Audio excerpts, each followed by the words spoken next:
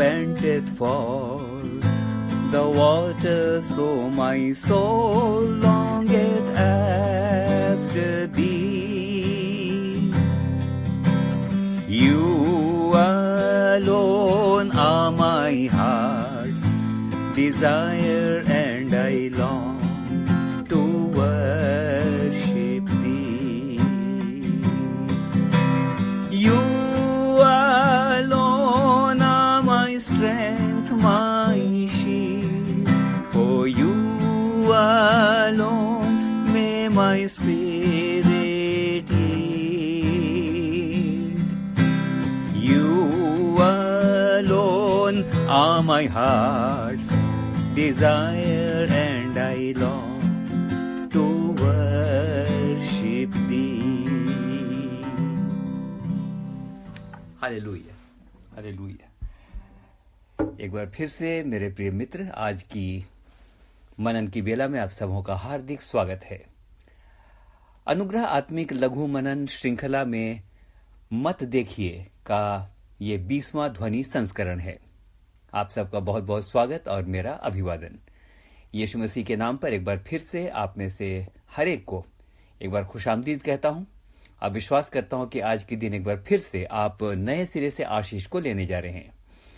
मुझे विश्वास है मेरे मित्र की मत देखिए श्रृंखला से आप सबको जरूर आशीष मिल रही है। आप यदि बोरियत हो रही है तो अभी बताने में संकोच मत कीजिए। आपको एक बात बताऊं, जब आप लोग लिखते हैं कि आशीष मिली तो मन उत्साहित हो जाता है और प्रभु के लिए धन्यवाद से भर जाता है। तो चलिए आज एक बार फिर से मत देखिए श्रृंखला की अगली कड़ी यानी 20वीं कड़ी में चलते हैं। मित्र, आज एक बार फिर से हम नूह के बारे में ही विचार करेंगे। तो आज के मनन का पद है उत्पत्ति 8 और उसका 8वां पद, और यहां इस प्रकार से लिखा है, फिर उसने यानी नूह ने अपने पास से एक कबूतरी को उड़ा दिया कि देखे कि जल भूमि से घट गया है कि नहीं। अगला पद यानी उत्पत्ति 8 का 9 इस प्रकार से कहता है, उस कबूतरी को अपने पैर टिकाने के लिए आधार न मिला, सो वह जहाज में वापस लौट आई। हमने कल सुना था कि उसने कौवे को उड़ाया था जो वापस आया ही नहीं। आज की घटना है कि उसने इंतजार किया और उसके बाद उसने कबूतरी को उड़ा दिया। लेकिन लिखा है कि जब कबूतरी को पैर टिकाने के लिए कोई आधार न मिला तो वो जहाज में वापस लौट आई। इस बात पर विचार करेंगे।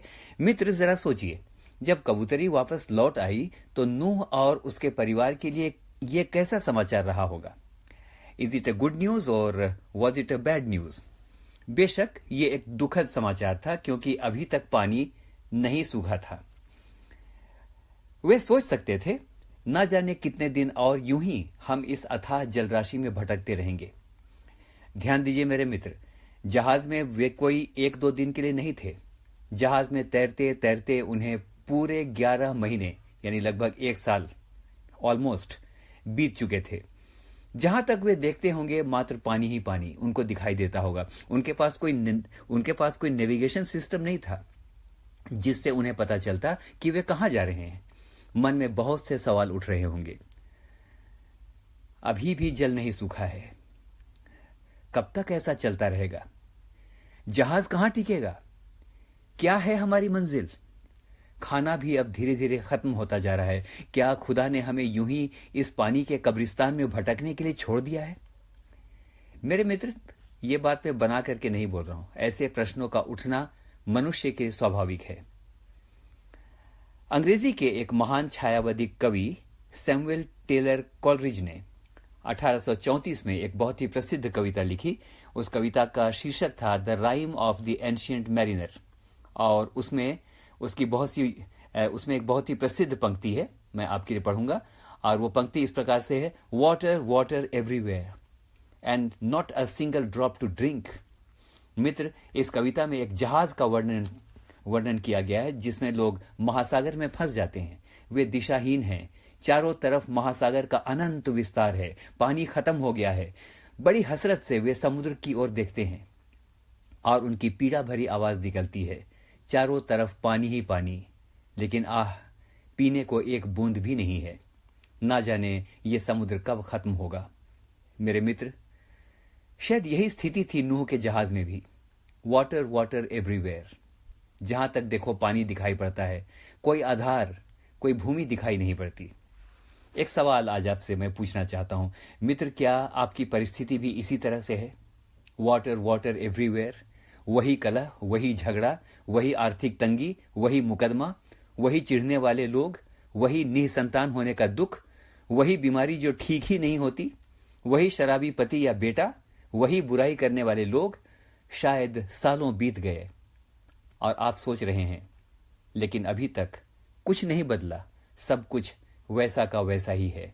Water water everywhere. मित्र हैं, रिश्तेदार हैं, सहायता करने का दावा करने वाले लोग हैं, but not a single drop to drink. It can be the reality of your life. मेरे मित्र, ध्यान के साथ सुनिएगा। वचन नहीं बताता कि नूह का परिवार कुड़कुड़ाने लगा या निराश हो गया या रोने पीटने लगा, हाय हाय ये लौट आई लेकिन अभी तक जल नहीं सूखा। लेकिन इसके विपरीत आप जानते हैं, नूह का परिवार नहीं कुड़कुड़ाया, लेकिन इसके विपरीत इस्राएली जब मिस्र से कनान की ओर निकले तो वे लगातार परमेश्वर के विरुद्ध कुड़कुड़ाते रहे, जबकि उनके पास अबंडेंस थी। लेकिन नूह के बारे में ऐसा कुछ हमें सुनाई नहीं पड़ता और ना ही उसके परिवार के बारे में। तो वे क्या देख रहे थे? वे पानी को नहीं देख रहे थे, वे आने वाली समस्याओं को नहीं देख रहे थे, वे उस भविष्य को नहीं देख रहे थे जिसकी तस्वीर बहुत ही निराशाजनक हो सकती थी। वे परमेश्वर को देख रहे थे। मेरे प्रियो, वे नहीं जानते थे कि वे कहां जा रहे हैं, लेकिन इतना जरूर जानते थे कि परमेश्वर उन्हें लेकर जा रहा है। आज मुझको और आपको इसी विश्वास की आवश्यकता है। मित्र, इब्रानियों 10:23 में परमेश्वर का वचन इस प्रकार से लिखा है, जो आशा हमें दी गई है उसे दृढ़ता से थामे रहें, क्योंकि जिसने प्रतिज्ञा की है वो सच्चा है। पहला थिस्सलुनीकियों 5 और उसके 24 में वचन कहता है, तुम्हारा बुलाने वाला सच्चा है, वह ना तो तुम्हें धोखा देगा और न कभी त्यागेगा। आइए मित्र, अब अंत में देखें कि नूह ने क्या किया। What did he do? उसने धीरज नहीं खोया। उत्पत्ति 8 और उसके 10 और 11 में वचन इस प्रकार से बताता है, तब 7 दिन और ठहर कर, यानी इंतजार करके, उसने उसी कबूतरी को फिर से उड़ा दिया। और जब वह सांझ के समय वापस आई तो उसकी चोंच में जलपाई यानी जैतून का एक नया पत्ता था। मित्र, आपने हजारों बार इस पद को पढ़ा होगा, लेकिन मुझे लगता है कि इस पद में बहुत बहुत बहुत गहराई है। सवाल है कि जैतून की पत्ती ही क्यों? Why it was only olive? मित्र, आपको बताना चाहता हूं, जैतून दीर्घ जीवन, अभिषेक, संपन्नता और विजय का प्रतीक है। यह परमेश्वर के भवन में नित्य जलने वाले दीपक का तेल हुआ करता था। जरा सोचिए मेरे मित्र, भला कबूतरी को क्या पड़ी थी कि वह पत्ता चोंच में लेकर जहाज में ही आए? वो तो पत्ता कहीं भी छोड़ सकती थी। लेकिन जिस प्रकार से एलियाह के समय में परमेश्वर ने कौवे को आज्ञा दी थी, उसी प्रकार से इस समय उसने कबूतरी को भी आज्ञा दी, जैतून की पत्ती ले जाओ और नूह को दिखाओ, जो यह संकेत होगा कि मैं उसे आशीष दूंगा।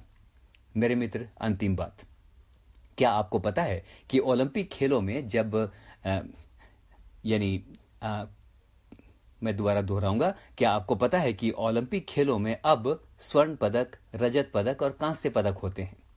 प्राचीन काल में कोई पदक नहीं होता था। जो भी चैंपियन होता था उसे जैतून की पत्तियों का मुकुट पहनाया जाता था। मुझे ऐसा लगता है कि परमेश्वर ने जैतून की पत्ती भेजकर शायद यह घोषित कर दिया था कि नूह, तू विश्वास, आज्ञाकारिता और धीरज का विजेता है, मैं तुझे पदक देता हूं। आइए मेरे मित्र, इधर उधर ना देखें, लेकिन विश्वास और धीरज के साथ लगातार परमेश्वर की ओर देखें और विश्वास और धीरज के चैंपियन बने। हम में से हर एक को परमेश्वर आशीष दे। आमीन। प्रार्थना करेंगे। सामर्थी पिता परमेश्वर, आपका धन्यवाद करता हूं। बहुत बार हमारे जीवनों की भी ये परिस्थिति हो सकती है, वाटर वाटर एवरीवेयर, जहां भी देखते हैं वही समस्याएं हैं, बहुत सारी बातें हल नहीं होती। लेकिन प्यारे खुदाबंद, एक बार फिर से कहना चाहता हूं, हियाव ना छोड़ें, हम लगातार सिद्ध करने वाले यीशु की ओर हम देखते रहें। हाँ खुदाबंद, नूह का परिवार बहुत ही मायूस हो सकता था कि पता नहीं हम कब तक भटकते रहेंगे, लेकिन उन्होंने अथाह जलराशि को नहीं देख करके, समस्याओं को नहीं देख करके आपकी ओर देखा। हमें भी सामर्थ्य दें। हमारे जीवन की भी परिभाषा हो सकती है वाटर वाटर एवरीवेयर, लेकिन मैं इतना जानता हूं कि इसी अथाह जलराशि में जिस प्रकार आप नूह के जहाज को अरारात के पर्वत की ओर आप लेकर के जा रहे थे, हमारे जहाज को भी आप एक निश्चित डेस्टिनेशन में, एक निश्चित मंजिल में लेकर के जा रहे हैं और हम आपका धन्यवाद करेंगे। हम आनंद के साथ आपके नाम की महिमा करने पाएंगे। आपका धन्यवाद करता हूं प्रार्थना को सुनने के लिए। आदर महिमा सब कुछ आपको देता हूं।